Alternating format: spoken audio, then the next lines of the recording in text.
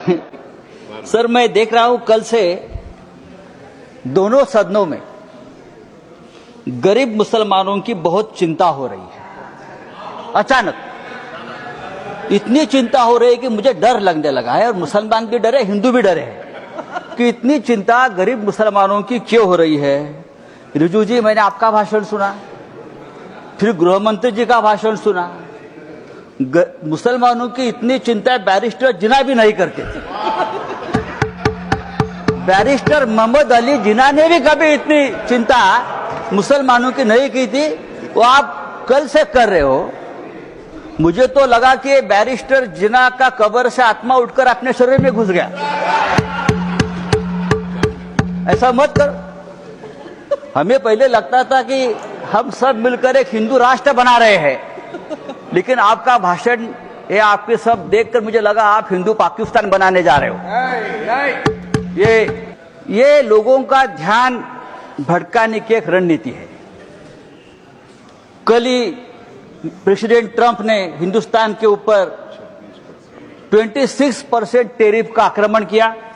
तो ये असली मुद्दा जो है, उसी दिन आपने ये बिल लेकर आए हो, उसी दिन डाइवर्ट करने के लिए, उसी दिन ऐसी बहुत सी बातों का जो ध्यान जनता सोच रही थी, तो आपने ध्यान हटा दिया और हिंदू मुसलमान के मुद्दे पर वापस आपने ध्यान लाकर दिया।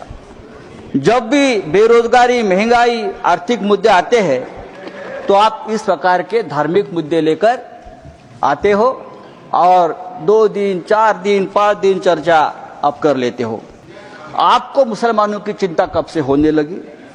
या आप ही लोग हैं मुसलमानों को चोर बोलते हो?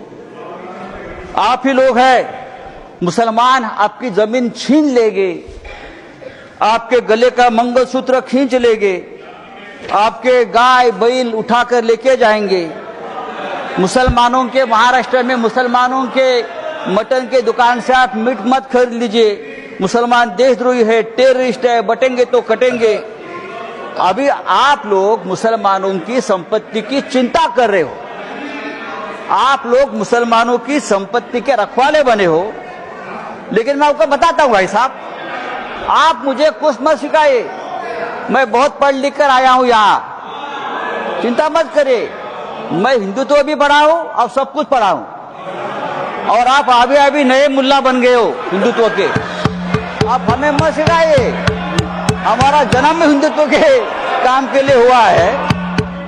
कल गृह मंत्री जी का भाषण में सुन रहा था, गृह मंत्री बोल रहे हैं कि हम 2025 के पहले वाली जो मस्जिद, मदरसे, दरगाह को हाथ नहीं लगाएंगे, लेकिन जो रिक्त जमीनें हैं, जो रिक्त जमीनें हैं उसे बेचकर गरीब महिलाओं का, मुसलमान महिलाओं का कल्याण करेंगे, उनमें पैसा बांटेंगे।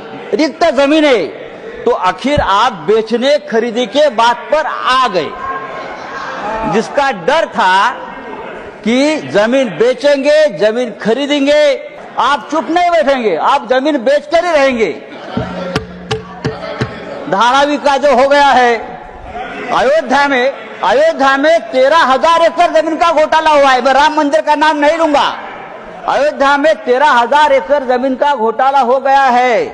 केदारनाथ में 300 किलो सोना गायब हो गया है। आप हमारे हिंदू धर्म की जमीन का रक्षा नहीं कर पा रहे हो, अभी आप मुसलमानों की जमीन की रक्षा करने की बात कर रहे हो। सर, ये जो 2 लाख करोड़ की जमीन है, प्राइम लोकेशंस, वो किसको देने वाले हैं आप? या तो खरीदने वाले एक ही है, बेचने वाले भी 2 है, खरीदने वाले भी 1 है। तब अगर आपको जमीन की चिंता है, तो हमारे कश्मीर पंडित ही है, अब कश्मीर के हमारे पंडित भाई है, 40,000 कश्मीरी पंडित की अब तक जमीन नहीं मिली है, घर नहीं मिला है। आप उनकी चिंता करो, उनकी घर वापसी नहीं हुई है कश्मीरी पंडितों की, आप उनकी चिंता करो। सर, लद्दाख में चाइना घुसकर हमारे जमीन पर कब्जा कर बैठा है, 40,000 वर्ग किलोमीटर। आप हमारे चाइना के जो कब्जे में जमीन है, आप उसकी चिंता करो। वो जमीन का व्यवहार करना चाहते हैं। अभी तो बड़ी बड़ी बातें, मीठी मीठी बातें आप करते हो, लेकिन आप व्यापारी लोग हो। व्यापारी लोग ऐसे ही करते हैं, मीठी मीठी बातें करते हैं। और फिर ये सब बेचकर भाग जाते हैं नीरव मोदी जैसे, जो आपके ही लोग हैं, विजय मल्ल्या, मेहुल चोकसी। भाई साहब, तो मैं आपको बोल रहा हूं, ये जो बिल लाया है, thank you Sanjay ji, thank you.